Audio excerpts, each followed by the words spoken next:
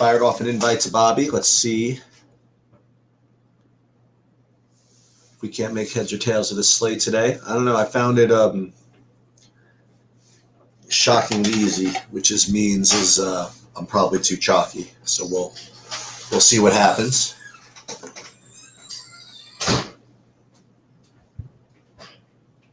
What's up? I'm about to go live. What's up?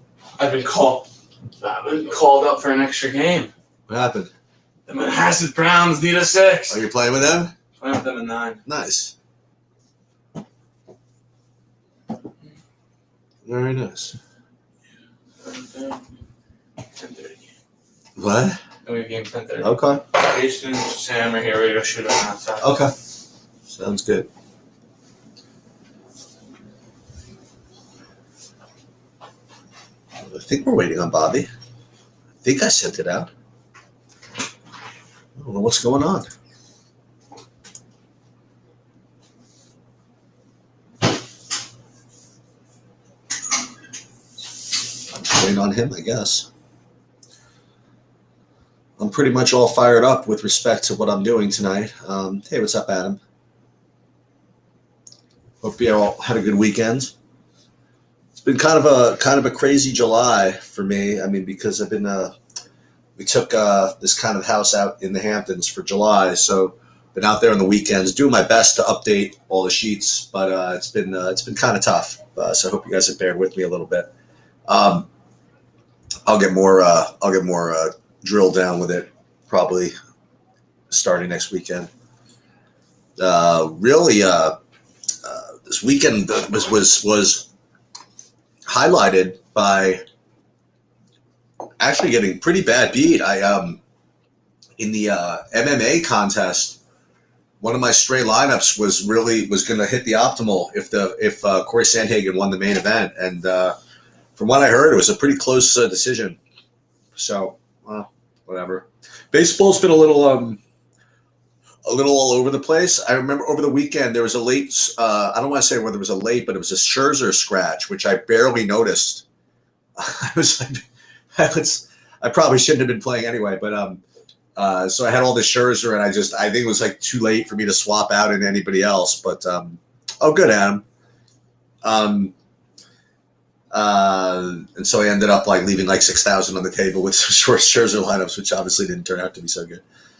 And I saw that I made some good golf kind of saves. So I had some really, really good live bets going, which outright bets, which kind of fell apart Sunday. But then I got a what I thought was free money. Well, maybe we'll talk about this more on the golf show. But I was sweating a couple of guys that were kind of close. But then I didn't have any Cameron Champ, but with literally 4 holes left to go, he had like a 2-stroke lead, and Oosthuizen was already in the clubhouse, and he was only like laying $1.60 or something. I really did think that was free money at the time. I thought it should have been a minus 300. So I played a decent amount on that to basically make money for golf. And then I saw that Bobby had a couple of lineups that went into day 4 in good shape. I wasn't quite as optimistic as he was. That's why I didn't respond. There was a lot of guys that had a lot more innings or whatever holes left by the time I started watching. So I guess the sweat was kind of over at that point. Yeah, thanks, K9. Yeah, Rick's the man. So I don't know if Bobby's not coming or what's going on. So I'm just gonna just start off with this, and then it's so funny. I kind of spoke out of turn. I thought that Bobby was good. Oh, there's Bobby. What's up, Bobby? You always kind of keep me guessing, man, because I did my video today, and I spent like the first 3 minutes of the video saying, okay, so I know Bobby's gonna go game by game. So what I'm gonna do is I never go game by game solo. I didn't know, right? Yeah. So I did the slate breakdown. It was like kind of really funny, and because then I went to listen to yours afterwards, and then I saw when you said, "Oh man," but we both kind of like went after, and I didn't, and we both kind of did a similar, at least approach to it, whatever. So I really didn't I didn't watch the whole thing, so I really didn't know where you kind of came out. But I was just kind of like recapping my weekend. I did well in MMA. I was one kind of like borderline decision away from taking the whole cheese down. Not all of it, because I would have chopped it with people. But apparently the main event was kind of a close decision, and if it went the other way, I would have chopped the optimal. I did a couple of good MMAs. Baseball was bad. I wasn't around to adjust to Scherzer being scratched, so I ended up like doing a real late swap and leave 6,000 on the table or something like that. So obviously that didn't work out. And then I did notice. I noticed your golf thing. By the time I noticed it, though, the other guy. The other guys started to kind of swamp you a little bit, so I missed the funner part of the sweat. Let's put it that way, because I heard about that. And I was telling people I actually made a really, really good live bet. I had a couple of live bets which were doing well, and then they started to fade in the fourth day. But then I was telling them that with 4 holes left to go, Champ had like a 2-stroke lead and was basically a lock, and I was able to get him at only like minus 150 or something. Oh wow. Yeah, so I pounded that, and so that basically made up for the losses there, which was nice. And overall, just I apologize to people a little bit. It's been kind of not tough month. It's been a great month for me. I've been I've been doing this Hamptons thing, just getting a little bit of having a little fun or whatever. So over the weekends, I've been a little, you know what I mean? I do my best to get the stuff go up on the weekends, but just full disclaimer, it just hasn't. I'm not on my game on the weekends. Let's put it that way. But after this week, it'll be a lot tighter. And yeah, that's pretty much it. So I kind of like chopped off the video before I got into your plays, because I couldn't see it because I was just listening on my phone, whatever. So where are you at? Because let me just real quick just recap. Like, yeah, yesterday was absolutely brutal. I had the lead with 9 holes to go. I still ended up winning, a good amount at golf, whatever, doubling up your money, or a little better than that, probably closer to triple. But It was really frustrating because, well, there were 2 terrible things. Then the other one was that my last minute switch from Cam Davis to Grillo in my 555 cost me, I think, like a 4th place finish or a third. No, it was a 3rd place finish. And I still cashed deep in it, but But the big one was still a long shot. But when I had my 3 guys tied for first, I was looking pretty good. If I can go 1, 2, 3, I also had Kazire miss a couple shots at the end of the round that could have been huge for me, but it still had a good score for even this thing. It just was tough. You know what I mean? Like, if I only had 20 entries, it's one of those where I really wish I would have just extrapolated it and played it 150, because I think I would have found an accidental. I don't know if I would have actually found it. Meanwhile, forget you. Didn't somebody from the Discord won the jukebox, right? Yeah, that's cool. Yeah. That's pretty freaking, dude. You know how hard that is? Yeah, no, that's awesome. It's hard as winning the 200K that looked like it was going to come. But yeah, it was frustrating. But I'm ready for tonight. I'm ready to get turned past it. And so basically, as far as plays go today, like, what's going to say what's up to Adam, K9 Bronco. K9 Bronco and I are going to be doing a coaching session on Friday. Thanks to Rody, who's been filling in. We did a show on Sunday together, and we did it on Friday as well. So Rody's been awesome. Yeah, what's up, everybody? I feel like the community is doing really well. We keep adding new people to it. Getting more and more subscribers every day. We're working further on the optimizer, which is going well. But to get to the plays of the day, the only thing I've changed sort of since my initial thoughts is I'm a little bit higher, unfortunately, on the Toronto side than I want to be. I don't really want to stack them, but I'll definitely have some 2 and 3 mans. And I like that whole game environment. You have great hitting weather, and then you've got arguably the best hitters up in baseball in that game. So it's really hard for me not to play some of that game, even though I will say that we got a question already about what I was going to lead into, which the White Sox have been terrible. I actually don't mind Minor as a pitcher. He's going to be owned, but I do like the White Sox stack with Eloy in there. I think you can play Eloy. You have Andrew Vaughn also at 2,600. You've got and then Abreu and Anderson are the guys who I'm looking at. I don't really like Moncada versus lefties in general, but he's pretty cheap on FanDuel if you wanted to go that route.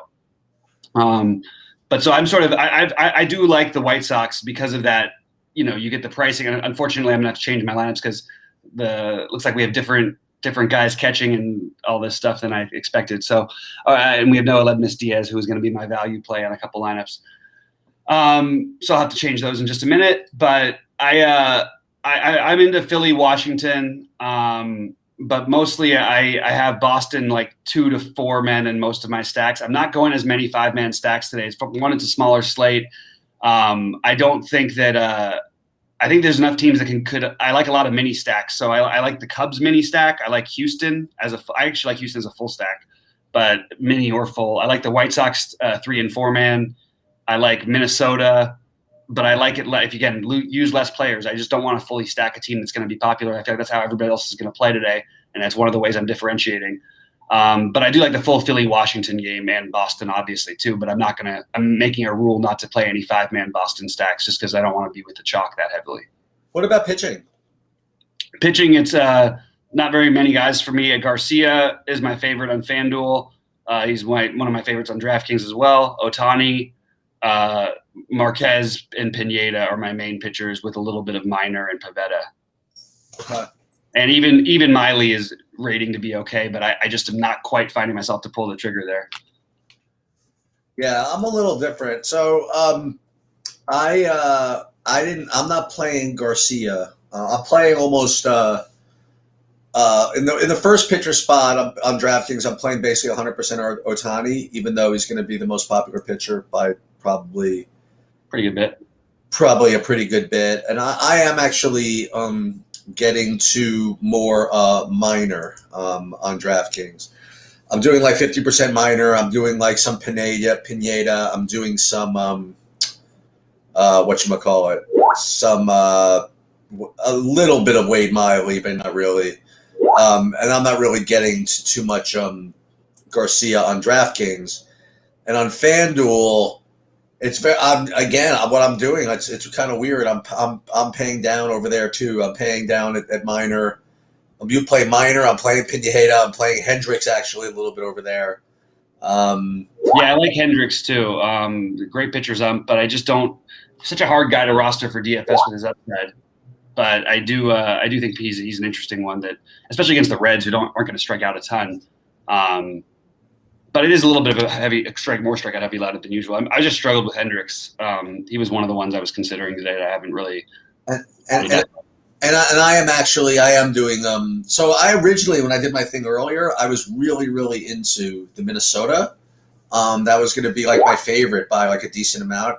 And then I'm doing what you do, is doing sort of. I'm getting more of Toronto than I would have liked, and I just am. But I'm evening that out with too much Detroit. So I don't feel that dirty. You know what I mean? Because I'm playing at least I'm playing like one bad team. So the other thing is I'm getting some Cubs. As well, with Wisdom and Bryant, and you get Duffy in the middle of the lineup also. So I'm getting a little bit of that, and nothing particularly fancy, I suppose. But I guess that would be my fancy. I guess would be the Tigers. Now again, it's only 7-game slate, so nobody's going to be completely unowned. Right. I thought I was going to end up playing more Houston, but I just not. What do you think of that?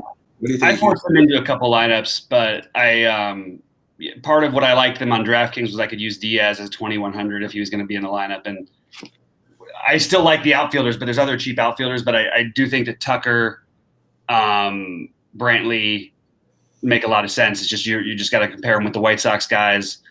They're the better hitters, and they're going to be lower owned. We could just you know who the real leverage pitcher is, by the way, is and I'm not playing. Maybe I should play some of this. Shouldn't we be playing some Pivetta? Yeah, probably. But I mean, it's the fourth time he's faced this team and hasn't had any success yet, and he's not striking anybody out either. So, or not striking out enough guys, I should say. But I do think I do agree that you can make an argument for Pivetta. I have a tiny bit of him, but very, very small. Have you gotten? Has he played them at home yet, or has he gotten them in both places? I know twice at least. It was in Boston, Toronto, but I'm not sure about the other one off the top of my head. To be honest with you. Okay. But I definitely think it makes sense to get a little bit of him in. I don't mind that at all.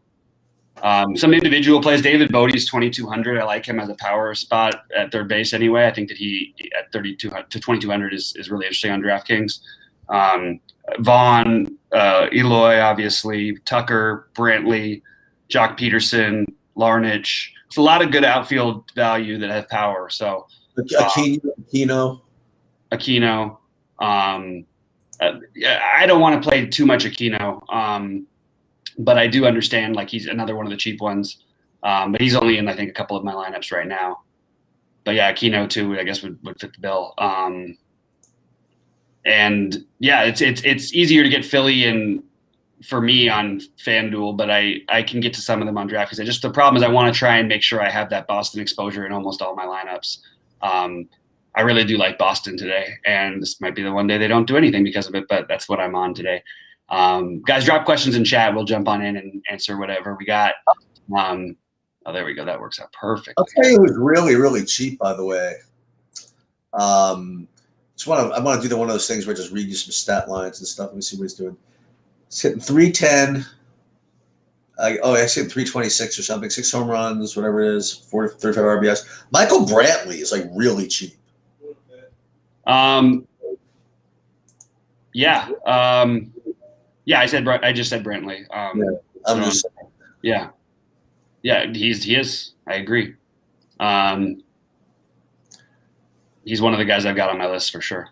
And I'm playing the obviously because of the I'm playing a bunch of the stack. I'm getting a bunch of the Badu. Yeah, I did mention Soler, by the way, also who's in that range too. Okay. Badu again. I have 0 of them. I don't. There's so many good outfielders. I would rather play Kyle Tucker than him. Maybe him over Brantley as a one-off, but I have him more in 3-man stacks with like Brantley. I really like. I like Tucker just a little bit better. He's aren't you worried though? But I mean, if you play Badu, then you get access to Miguel Cabrera. Doesn't everybody want to play him? Not for me. Yeah, I get it. He looks so old in this picture too. Who's that? Miguel Cabrera. He did what with the picture? I'm sorry, I missed it. He looks so old in his DraftKings picture. Oh, he is so old. That's because it's an accurate depiction. Is he gonna Is he in the Hall of Fame? You think? Is that yeah? He's one of the best 20 hitters probably of all time. Yeah. Yeah, he's amazing. This guy wasn't that long ago. He was not just better than everybody else, but so much better than everybody else. Did he won the MVP back-to-back years? And he won the Triple Crown. Oh, that's right. That was the Triple Crown. That was when everybody was the dumbest argument of all time. Bent out of shape because of Mike Trout's whatever.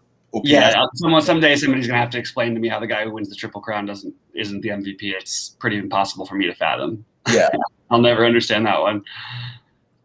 And the Reds, I have too much Christian Vasquez right now, like in my Red Sox. I just have him like I'd rather to have some stacks without him because I really don't like. I'd rather just spend down a catcher or pay for one of the other guys. I don't know. I am looking through my stacks right now, and I've got like 55% Vasquez, and I don't love that. So I'm going to try and get a little bit less of him as we go forward. Miguel Cabrera has 2,933 hits. That'll be 3,000. Who else has over? Does anybody have over 3,000 that's playing right now? Oh, Pujols, right? I don't know. Yeah, he must have just got to 3,000, I think. Oh, you don't? Oh, I didn't even check. We answered the White Sox question. Any other questions? It looks like there's not a whole lot of questions. What's up, everybody?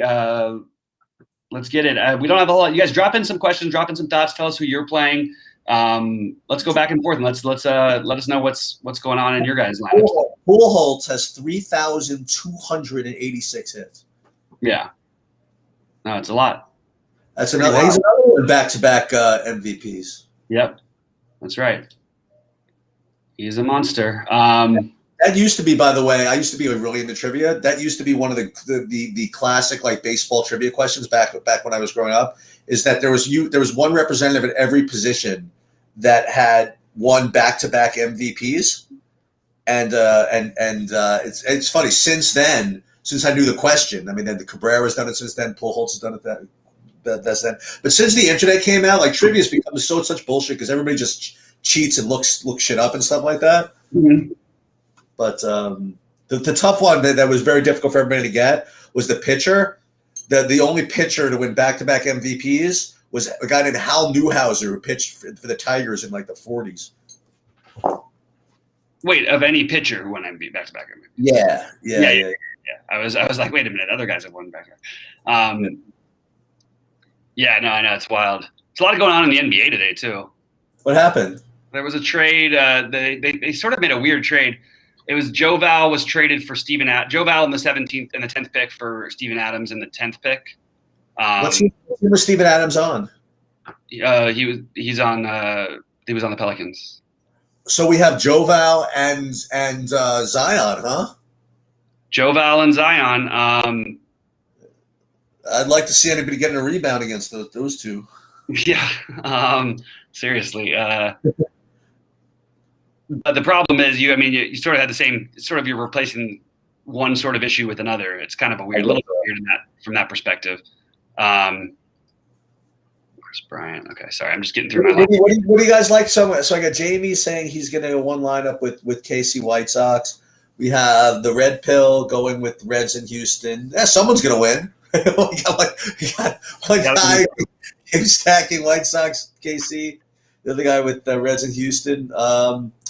You know what I would suggest, by the way, Jamie, if you really want to, it depends what kind of, again, I can't give personal advice, whatever, but I think that overall, depending on what type of tournament you're in, I think that it's probably a sharp thing to do is to stack the White Sox without Jimenez. I think that would be that could be a way to do it. Because I don't think the White Sox are going to be crazy popular. I don't think Tim Anderson's going to be crazy popular.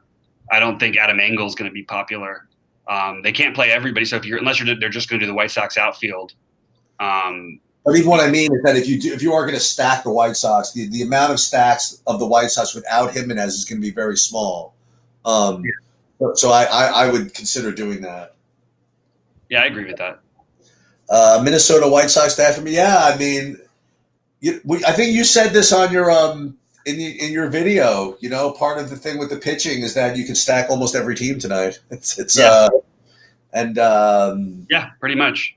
You know, maybe not Seattle, but maybe Seattle. I don't think so. No, I don't think so. I mean, sure, there's things that could always work out, but that would be to me just a poorly played lineup. It'd be a lousy way to go, in my opinion. Yeah, I'm with you, Ken. I'm sorry. I'm with you. I'm all with you on Detroit. As a matter of fact, I had to force some Tiger stacks out of my life. Like I was getting so much of them. Yeah. I'm gonna go down with Kenneth on this one. You guys can play that. It's hard with them because there's nobody ever. Nobody can do anything except the best hitter in baseball, Eric Haas. Yeah, there you go. But I'm just not personally finding myself with any Detroit tonight, even though I totally understand the reason why. It's not like we can't pick on Pineda, but that's just not what I'm doing. Stack Colorado against Ohtani. Not for me. No interest in it. Not even the slightest little bit of interest. But if you're playing like 150 lineups, of course you'd want one of those stacks because Ohtani is, he does blow up sometimes. Yeah. But it doesn't really blow up, I don't think, in the way that whatever. He can get wild, I guess. He gave 11 runs to the Yankees in a third of an inning. Yeah, so he can when the wheels come off, they can always come way the hell off. But good question, Jeff. Which is the chalk stack? It's got to be Toronto, right? No, I think it's Boston and then Toronto. I mean, yeah, I would say Boston. Let me just take a quick look at my ownership real quick. Yeah, depending on who you play, I didn't see as much ownership for Boston as Toronto. I had Toronto as being being the chalkiest, and then actually Minnesota getting a lot of ownership. Yeah, Minnesota's right there too because of the pricing, but I don't know about the full stacking. But yeah, they probably will go full stacking. Yeah. I think Boston's going to be more popular than people think. They're the ones that have crawled up the most during the day. Projection. The only thing is that what's his name's out, so I mean Bogarts is out, so it's I guess it makes them I would imagine their implied run total drop like 0.2. You know what I mean? It dropped a little. Had to drop a little bit with him out. No. Right. Yeah. Wait, with who out? Isn't Bogarts out? Yeah, Bogarts is out, but the run total's been jumping. Really? That's interesting. Yeah. The umpire is a big part of it. I think. Okay. And who is it? Bill Miller? No, Bill Miller is the best pitcher's umpire. Oh, I get confused. Who's the hitters umpire? Well, this is what's his name? Carlos Torres. Torres? Okay. Yeah. Have you been doing the umpire stuff yet? I'm not writing it out. It's so I'll tell it on the shows. I'll do whatever. Okay. I'll answer that one in Discord, I guess. But it's I'm not going to be. There's a million things that they're going to do it a little better than me. So I'll relay what I've got. I guess that's pretty much where I'm at. Okay, so these are interesting theory questions. Jeffrey, from a baseball DFS perspective, does the chalk stack hit more often than the chalk pitcher? Absolutely not. No, it's always the chalk pitcher hits way more often than the hitters. Not even close. Yeah, it's on a much higher scale. It's like the chalk running back will hit more than the chalk wide receiver, I believe. The chalk running back versus the chalk wide. Yeah, that makes sense. I think that makes a lot of sense. Even more so with baseball. Even more so with baseball. The pitcher is just that much more consistent. Yeah, by far. You think about it, like the pitcher's got like 100 pitches to to spread out his, his variance, right? Right. Where the pitcher's got 4 at-bats. Right. So it's and remember, like if you're 1 centimeter off on a swing, that's the difference between a home run and a pop-up. Pitcher, you could be a little bit off and still strike the dude out, So it's just that much more variance in hitting as opposed to pitching. Right. But what's interesting, Jeff, is this, right? So, and this is again, I don't want to. This is this thing. If I were the type to get stoned, these are the things that I would think about. is okay. So, if that's true, that hitting is that much more variant, why are some of these stacks so popular? Shouldn't everybody know that? I mean, shouldn't everybody know that hitting is that much more variant than pitching? Why do, some... But they never do. The answer, that's an easy answer. They never, ever are as owned as the pitching are. Okay. Like there's never going to be a stack that's the same ownership as the highest owned pitcher. Right. So I actually think that's how I look at it. Garcia. Okay. So I'm kind of into these questions now, even though normally this is not the time to field these. Yeah, we've got plenty of time and we're good. But Jeff is asking a question and that's kind of brings something up. So he's saying, should my lineup still be 4-4 or 5-3 in baseball, or should I do more mini stacks? Okay. So the first thing that I will tell you is what every DFS expert will say whenever a question on theory is answered. And what they will ask, what they'll say is, well, dude, it just depends on the slate, right? And okay, that's fair enough. But that can be a cop-out sometimes to say it depends on the slate. But there are like some theory that kind of transcends slates. And I'm not going to step on Bobby's toes here, but I will say that people's obsession with stacks can lead them to some really, really bad plays. And Bobby and a couple of other people are really successful without necessarily going with the 5-man stacks or the 4-4 and the 5-3. And while the 5-3 just always looks prettier, right? The fact is that if you can get them right, I mean, like there are some situations, like we're saying, that the 5-man stack is just not, you don't need to do that. And it's funny, like when I make my stacks and I see, I got a 5-man stack, and Bobby looks at my 5 and says, yeah, but look at these fucking guys you have. They stink. You know what I mean? Like, great, you got a great, pretty-looking 5-man stack with Detroit, and then 2 of them can't even freaking get the ball out of the infield. Terrific. Congratulations, So Bobby, we talk about this a lot, but yeah. Why don't you go over your thoughts on stacks in general? Well, if you're max entering the same number of entries as someone else, it's a different story a little bit. I think you can get away more with the 5-3. One reason to do the 4-man is to get away from what everyone else is doing. So that's part of it. The other thing is you can end up with a weakness in your stack, and you often have like a guy, like let's say you're playing the Red Sox and you have Bogarts, but you can always pivot over to Tatis or Bichette or Tim Anderson. There's guys who are going to be very, very close, even if you're going to make that stack. So especially if you like those other guys who you could use with that stack in a secondary stack, like a 2 or 3-man combination, I like going that route, especially in smaller field tournaments.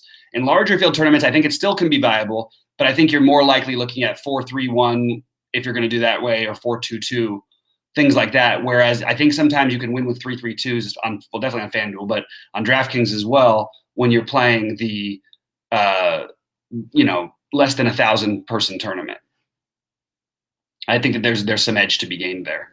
And I've won plenty of tournaments doing just that. Yep. So.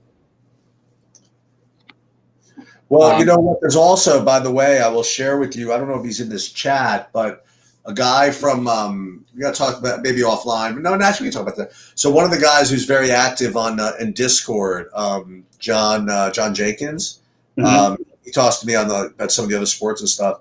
He actually came into me, I'll read this off. He came into me on DM, and this is one of the things I don't like about DM. If you want to ask me a question, just ask it where everybody can hear it. Where is it? Yeah, I always tell everybody only DM, only in general will I answer those questions, because it gets to be too much. Or did he email me? I forgot how did he get a hold of me? I forget now. I don't know. But he's asking me. He was telling me that he does some programming work, and he was interested in like coming up with some data on like how often stacks actually hit versus whatever, and how often whatever. And he wants to do a little work on that for us, which I think that's what he was asking. And so I'm going to talk to him about that offline. Yeah, presuming I know exactly where he came into me, because I thought it was on Discord. I mean, I thought it was on Twitter, but I don't know. We'll see. I'll find him. But wait, so what was the exact thing you were talking about? What I was saying is that he actually had some data that he wanted to look at with how often stacks hit versus 5-man versus 4-man versus whatever. Yeah. I think a lot of that, in my opinion, there's some value to that. I don't think that's, you mean in that? No, here's the problem with that. So you've got 5% of the people doing the 4-man way, and you've got 95% of people going the other way. And the odd part is, I would bet you that the winning, if you look at it, you're taking that pool of people, of course that's going to be the more common way that wins. The question is how often, for how many people are playing it, which I don't think you're going to ever be able to find. Oh, that's right. What kind of leverage you have? Okay, I got you. Yeah, because if only 5% of the people are doing it, that means 1 out of 20 nights if a winner doesn't have a full 5-man stack. And by the way, I haven't gone a week where I haven't seen at least 2 3-man, 4-man or less stacks win the major tournaments. So that in itself, knowing that, again, 90+% of the people are doing it 5-man stacks, you have to, that immediately answers the question, in my opinion. And it's going to change every year, because baseball's changed. The average strikeout rate for baseball is 26% this year, 26.1%. Nolan Ryan's career strikeout average is 26.5%, the greatest strikeout pitcher of all time, and he's the league average right now. So when you have that many strikeouts, less guys, and moving the guys around and all that stuff, there's less hits. There's more home runs. More runs are created from home runs than in any point in baseball history over the past 3 years. So if that's going to happen, I've had 4-man stack. I've won with 4-man stacks that have scored 1 run for me before, because my other guys got there. You know what I mean? With my main stack not getting there. That's the. So how do you? My Padres stack, when they scored 1 run that night, I didn't even have the guy who scored the run. I had a couple stolen bases. But my other, I have 2 other players. One hits 3 home runs, one hits 2 home runs and 2 doubles, and my pitchers nail it. Then, so are we counting that as a stack win for me? I guess so. It's my most used stack, but that's not the reason I won. The reason I won is because I used the other guys. But you know what? Like, the thing, I want to talk about this a little bit more, because I mean, the question I asked was a very general question, and you hit it right on the head. Is that's not even relevant? In other words, like, I won't say it's not relevant. But it's not so much how often do 5-man stacks hit. Like you said, it's a question of how much, is what leverage you have over everybody else. Right. And if your 5-man stack hits when no one else is playing it, great. But if you have a 5-man stack hitting, quote unquote hitting, when everybody has them, it's almost worse. Right. So like I was going to give an example. This is like a really, really. Hold on, I'm going to pull this up right now. You do. Hold on. LOL, LOL, and then TrueDFS, and then LOL, DL stack. Okay, like something just really, really, just a stupid example. So this is, as it pulls up, hold on, come on, where are you? Okay, so what this is my stack sheet for LOL. Okay, for this coming slate, and forget about all this. But you have 3 games being played, right?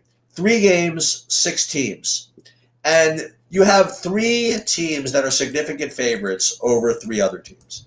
And so when you rank these guys, for example, by any metric, so let's just say by modified stack, right? You have these top 3 teams are going to rate to be twice as good as at least as these 3. Well, that's great. And someone would tell me, oh, well, who's your favorite? I would say, okay, one of these guys. But if all 3 of these guys are, say, 3 times as owned, or you know what I mean, as these 3 guys, it doesn't matter. You know what I mean? Like, Right.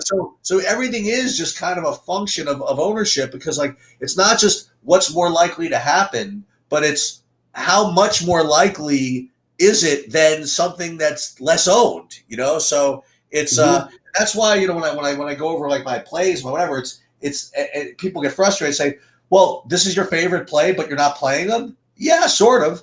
You know, because it just depends on how much leverage you can get, and how kind of off the board some of these things are, especially exclusively when you're playing GPPs. You know, if you're playing cash games, it's, you know, hey, you know, pick the best plays and run your projections against other players, and you know, and hopefully win. You know, but Yeah, no, I hear you.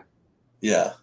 Yeah, it makes a lot of sense. Wade, wow, this is really weird, Luke. Two totally different questions. Wade Miley and Didi Gregorius. That's like an interesting pair of guys to ask about, right? Yeah. Go ahead, though. I'm curious. I got a little Wade. I got a little Wade Miley, I think. I got 1 or 2, maybe. Now it's funny when you were talking about in your video earlier today about Philly and Washington. I wasn't really getting to much of that. Are you still getting to like the Philly side specifically? Because I have a couple of Washingtons, but not. Yeah, I have that on FanDuel more, but I like both sides of that game. But they're not on my main stacks on DK anymore. I sort of like the way that I'm building a little differently in my main stack over there. So I didn't end up with quite as much as I thought I was gonna. Okay. And I've got way too much. Catcher is such a weird spot tonight, huh? Let me. I got 23% Haas. I got 15%. This guy sounds like a professional wrestler. Trace Barrera. He's Washington. That we mentioned him. Who else do I have a catcher? Barrera, I already mentioned. Little Barnhart. Oh, Contreras, I have. Yeah, that's the spend up one. Yeah. Yeah. And I got Reese McGuire to fill out a couple of Toronto's. I like that. Let's see if I go whoever Cal Raleigh is, I have one of him, I think. Yeah. Oh, I'm trying to get my stacks straight here, and it's driving me crazy. Tucker Barnhart's not bad if you guys wanted to play the Cincinnati stuff. Yeah, he's not.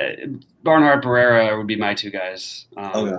If I had to, even as one-offs, I guess Barrera maybe a little bit higher, or Cal Raleigh if you're not playing Garcia. But and you were mentioning that you were not as into Aquino because of the pinch hit risk? No, I just think that there's better options at the outfield. Okay. He's fine. Kyle Hendricks doesn't give up home runs too often. Yeah, just hitting third, you know. It's yeah, but then you've got Jimenez hitting fourth and Vaughn hitting second. That's true. And Frenchie Cordero in a Boston stack, and right, there's a lot of value at outfield, like really a lot. So I'm seeing. I'm going to end up leaving some money on the board here, I think. Don't forget, of course, about Victor Reyes. Oh yeah. Let's see if I go to Vasquez here. That might make some sense. Let's go to the Victor Reyes, Akil Baddoo, Scope, Candelario. I mean, how can these guys lose? I mean, like, these are superstars. I love it. All right. Sorry, guys, building. So go ahead and pop in any more questions, any more thoughts. Pretty settling into what I'm going to do, I think. Ohtani, that's Mark. Alexis, it's been nice knowing you. It's been nice knowing you. I'm coming a little bit off of my Toronto and one of my main builds. I don't think I need to. Vasquez. I do love Springer. I really like him at the top of the order. I can't believe I never found these tools before to block people. I would have used them so much earlier. What was this one? What was this guy saying? Oh, Alec. Oh, I don't even know who that is. Alexis came in with something. He got blocked from YouTube and Restream in like 2 seconds. Bang. And if he wants to spend another 3 minutes creating a new account, he could spend 3 minutes to just create the new account to my 3 seconds of blocking him. I'll take those odds any day. Makes sense to me. Do I need to do that Toronto thing? I don't. Kike I've got there. Springer, Verdugo. We're going to make that Renfro.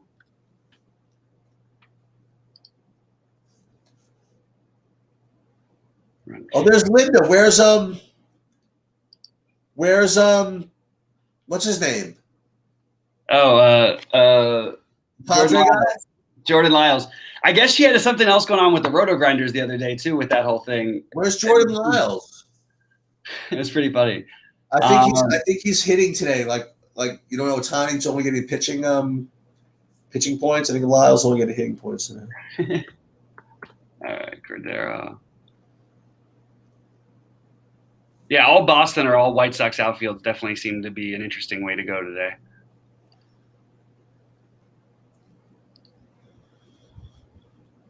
And then we've got Barrera. What else? Any other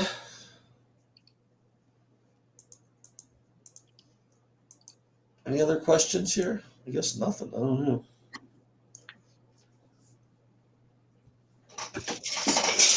I do have Frenchy Cordero, by the way, one of my big lineups in a 4-man Boston stack, which is a little weird. Frenchy Cordero? Yeah. It's a little weird to do that, but I don't know. I'm not worried about pinch hit risk as much with lefties for Boston because their best hitters are righties outside of Devers, who actually hits lefties better. Cordero hasn't played much recently. He was hurt for a while. He went down for a while, I guess. So I'm kind of interested to see like what they'll do. But he's a guy who used to have some power, and I think that he's a way to get to a little bit lower ownership in the Boston stack because you've got Jimenez at the same price. You've got Andrew Vaughn at 100 more. That kind of thing. And because I don't like pitching this much this year, I am giving more weight to wins on DraftKings than I used to do. For whatever that's worth. I do think that there's more value in the guys are not scoring as many points for us. So we want whatever point, you know what I'm saying? Like we want whatever points we can get. Like, do you know what I mean? Yeah.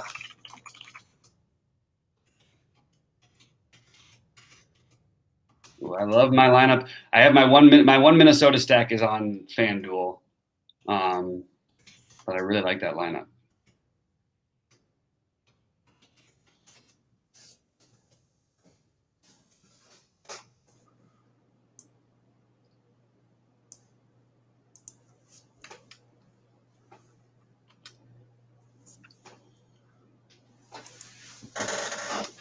All right. So anything else from the questions side of things or thoughts? Oh, here, let's see. Cordero too. Yeah, man. I mean, it's not like the most ideal thing. You've definitely given up a little bit of something in it, but it fills out the stack. And I think that he has enough power to justify it, especially if you're going to play the bottom of theirs with a wraparound with Kike, which is sort of how I've got that one shaped. And I want to just reiterate that I think Houston full stacks are it's funny because it's one of the stacks where I really think that the offense could go completely nuts, and I just don't see the ownership. I can't see it outside of a couple guys.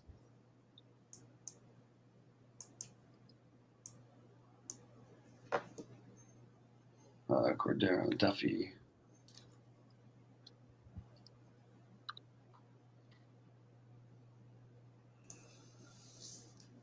Duffy and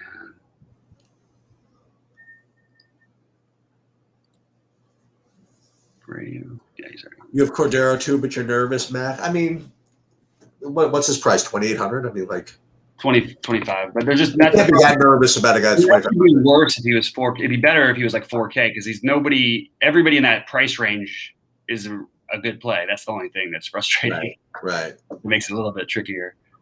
I've got some money on the table, by the way. Yeah, I've found that a couple places. Boston, 1, 2, 3, 4. Yeah, so the Jordan Lyles lover, he's been sent to the prison also, by the way.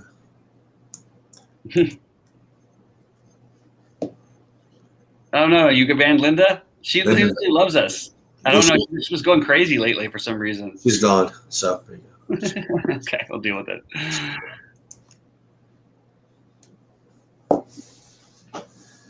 Yeah, this is a pretty good lineup for Wade Miley. I actually threw him into one lineup just now because it's Where the hell is Baby Grant? and he's just had a baby. Oh my God, that's right.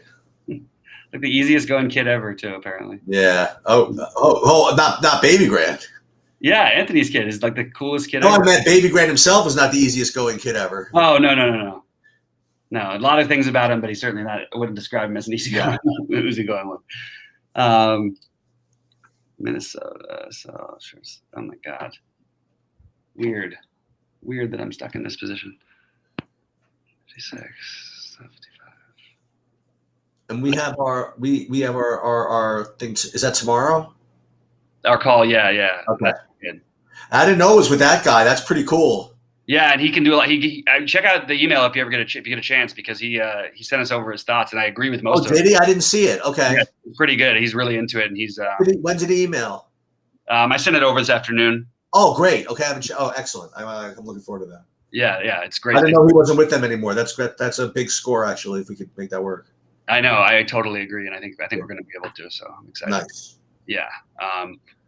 But yeah, guys, like we said, a lot of things come into the site still. We're still working on improving some other things, but mostly one step at a time. And I think that we're doing pretty good for where we're at.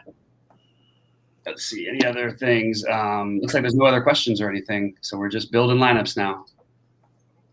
Anybody else max out? I didn't end up maxing out the $5 today because I got busy with a bunch of site stuff, actually. I never do that. That's so funny. I never, I haven't. It's fun when they're $5. You know what I mean? Yeah. You get that weird fluky. Oh, wait a minute! Look at this. Look what I did. Yeah. I got more of the Cubs than I thought I was going to actually on DraftKings. Yeah, I have a lot of Bodie. He's so cheap. It's like hard for me not to go there. He's hit 3 home runs his last 5 games too. Is that true? Yeah, I'm pretty sure it's true. Let me double check. Well, his last 5 games are spread out. He hasn't played in a while. He had his last 5 games before he got hurt. That's something though. All right, Bell.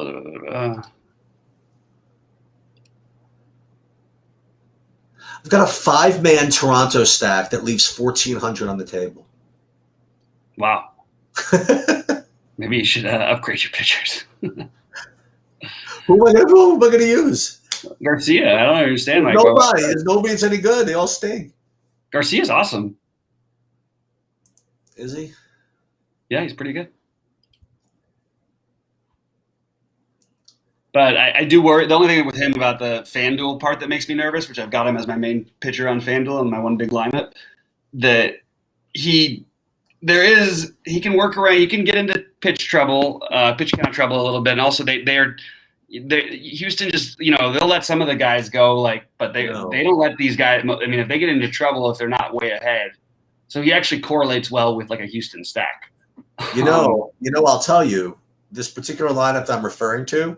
Mm-hmm. It's 1,400 left on the table, and it's got Ohtani, who's 1,200 less than Garcia, and both of them they don't start for like a couple of hours. I got some time to think about this. Yeah, but I don't know what that's going to mean. So let's just say that everybody else is. Let's say Toronto goes nuts, right? And my other one-offs are doing all right, whatever it is, and I'm stuck with literally one decision, whether it's Ohtani or to be able to fit in Garcia. What do I do exactly? Well, we'll think about it. Head-to-head, Ohtani Garcia. I have Garcia. Yeah. And if all things being equal. And I'll tell you this: if I don't need it, if I have a big score, I should probably reduce the Ohtani variance anyway. Yeah, it's really close. I mean, between those two for me, I don't think it's like a huge gap at all. I'm getting a little bit of Wade Miley though. Okay. Tired of letting that guy beat me. What's the weather in Chicago? The wind at all or no? It's like side. It's just good hitting weather. Okay.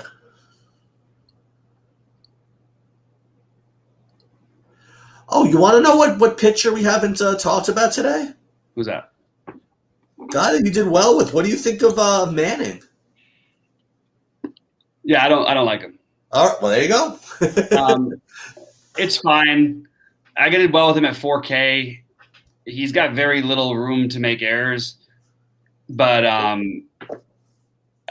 do I need to go down that far today? I don't think so. I just named 500 value plays today. There's like more than usual, so I didn't need to do it. But low strikeout pitcher, not going to get any upside there. Not a great lineup, but I just am not doing anything. Just make sure we didn't miss anything. Spencer Howard, he doesn't pitch more than 3 innings. Yeah. What other pitchers do we forget? Down the hatch, no thanks. Keuchel. Hatch is the weirdest one that could end up like being like a good long shot tournament play.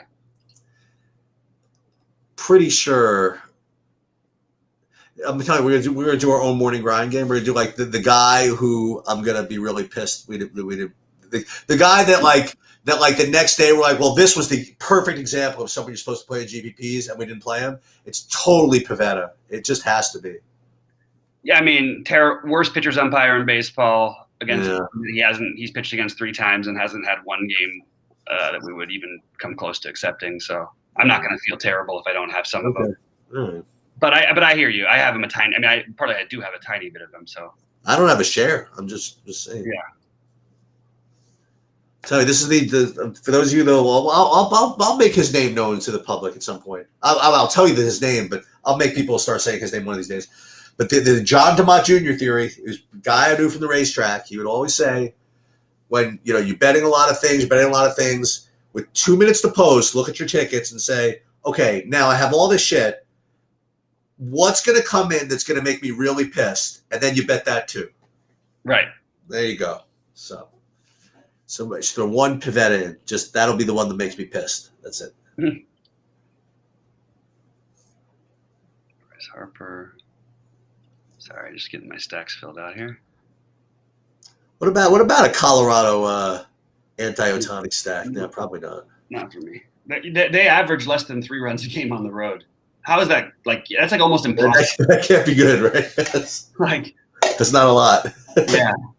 Talk about stadium downgrades. I mean, it is. They are going to a National League park. I don't mind like McMahon as a one-off or Story if you wanted to get creative, but I can't do it. Yeah. Who think's gonna get pulled, Mac? I forgot who we were talking about.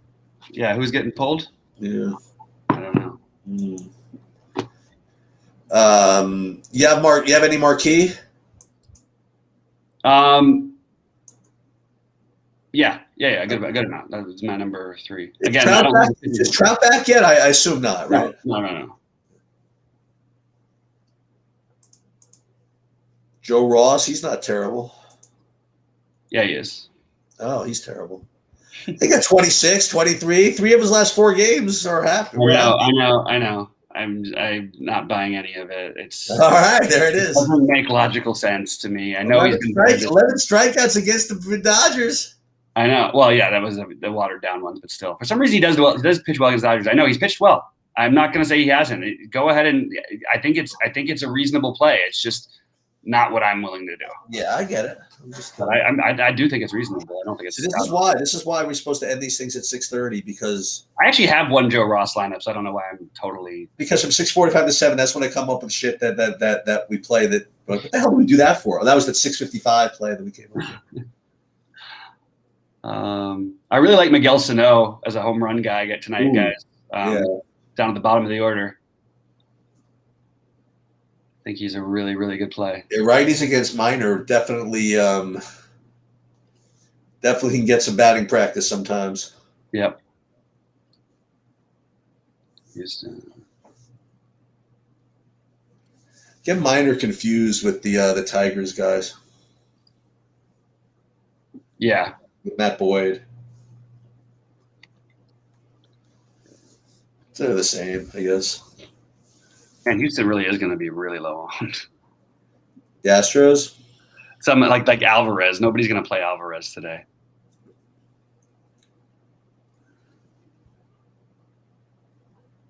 '24.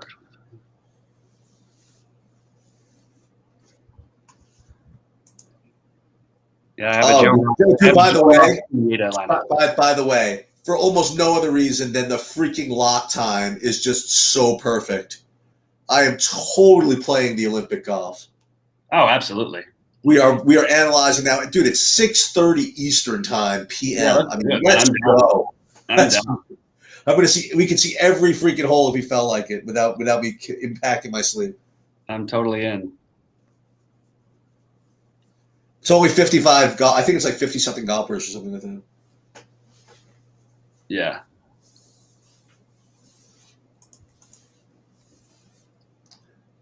And then I just threw in one Kyle Hendricks lineup just to get a little bit different with some of my pitching. All right. Can I tell you, by the way, the narrative, the Sanjay M narrative.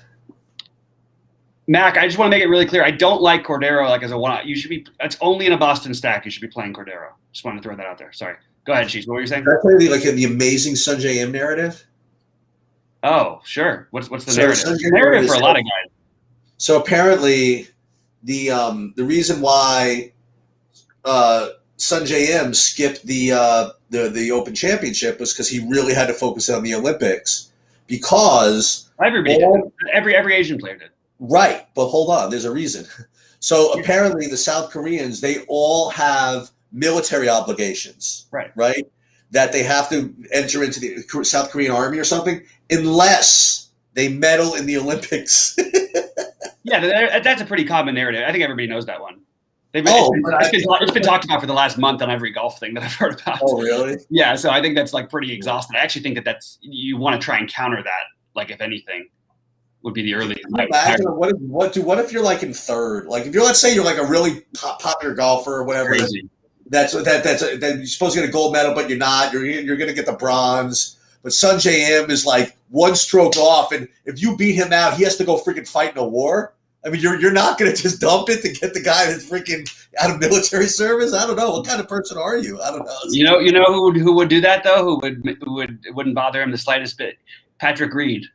Sure wouldn't. Patrick Reed is my guy. This is the Reed redemption time for him. Wait, so I have a Patrick Reed story. Okay. So this isn't my story, but it's my friend's story. So my friend Ross, did you meet him? No, you didn't meet Ross. He got the opportunity to play with Patrick Reed. He once played with Furyk, whatever. He did the pro. So he had an opportunity to play with Patrick Reed, just kind of like almost like a social thing. He won an auction or something, right? So he's playing Patrick Reed. So it was him, his two buddies, and Patrick Reed, right? So they're out playing a foursome, whatever, and they're playing like 3 holes, 4 holes, and Patrick Reed's being nice enough, whatever it is. And Patrick Reed looks at him and says, "Guys, I just can't." He said, I can't do it if I'm not competing. We got to play for something. so they ended up gambling on the rest of the thing, and Patrick became an all new person. He's like, I just can't play without something on the line. I'm sorry. And then the rest of the day was awesome. He was like cursing. He was like giving him the business. He was like, "Oh, nice shot," when we go in the woods, and he became a totally different person once the lights were on and once he was actually competing. When he was just playing to play, he just had wanted nothing to do with golf. But then when there was something on the line, even nothing, he was going freaking ballistic. That's pretty hilarious. Oh. Guy who I like, by the way, today, who I don't have nearly enough of, is Max Kepler.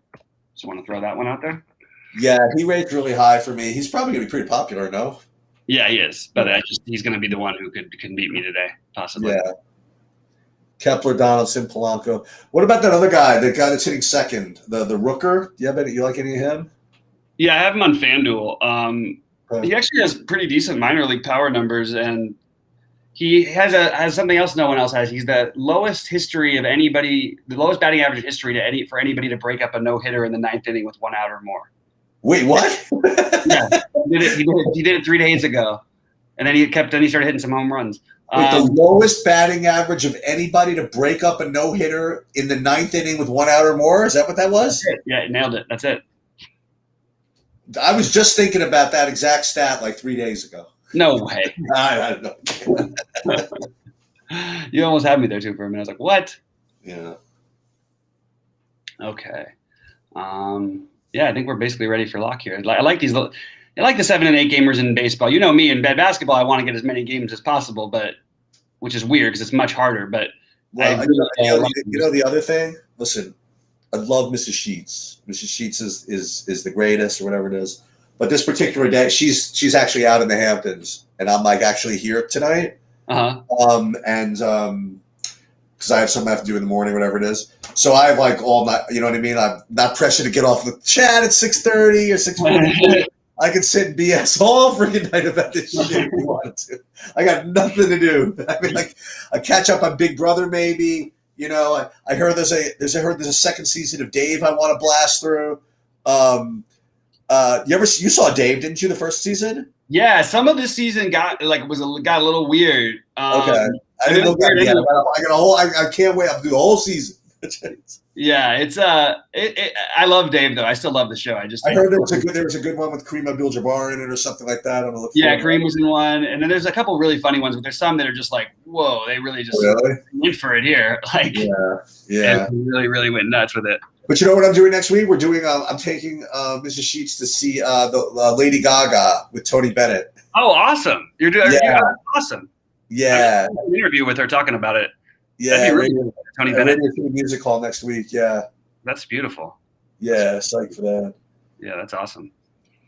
Okay, Verdugo.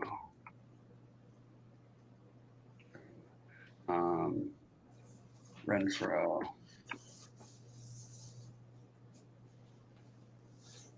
And Ashley spoke with Alyssa. She was very helpful. Yeah, it sounded like that went good. I never talked to Raquel, my girlfriend, also too, and I think that'll be good because Raquel knows all these people. Yep. So hopefully that'll work. Yep. What else? Anybody want to? What else is going on? Anything? I think we're pretty good. I think it looks like there's no more in chat. We gotta start doing this. Yeah, guys, good luck out there. Let's crush it tonight, and I'll be around in Discord with any thoughts, or hopefully we'll have something to sweat later on, and maybe we can even I'll do a little sweat show if we have. If you're deep if I'm like, I haven't had a big sweat in baseball in a while though. But if I got one, I'll definitely fire it up. I decided to start doing the sweat shows after being in the top 10 all those one lineups 5 weeks, 6 days. I haven't had one real sweat since then. I did actually have a sweat at the 88 was it Friday? Okay. Friday or Thursday, where it was a 50K for first, and I ended up finishing 6th. But I had some at bats for the Dodgers with at 0 ownership. Like I think I had 6 more at bats or 7 more at bats that were an 0 for 7. That I needed a home run plus 2 more points or something. So I needed 16, I think it was, and that was the only real sweat. Oh, all right. Put that. Let's see, any late stuff? There's nothing. All right. Okay, I guess I will. I'll get off of here. Good luck, everybody. If I'm deep in something, you might see the live sweat tweet come out, or if Bobby's maybe. We'll see how it goes. But there's no live sweat till freaking. There's so much ownership in this freaking Ohtani spot right later. Yeah, exactly. So hey, but I'll be up. All right. Good luck, everybody, and we'll catch you guys later. Good luck, everybody.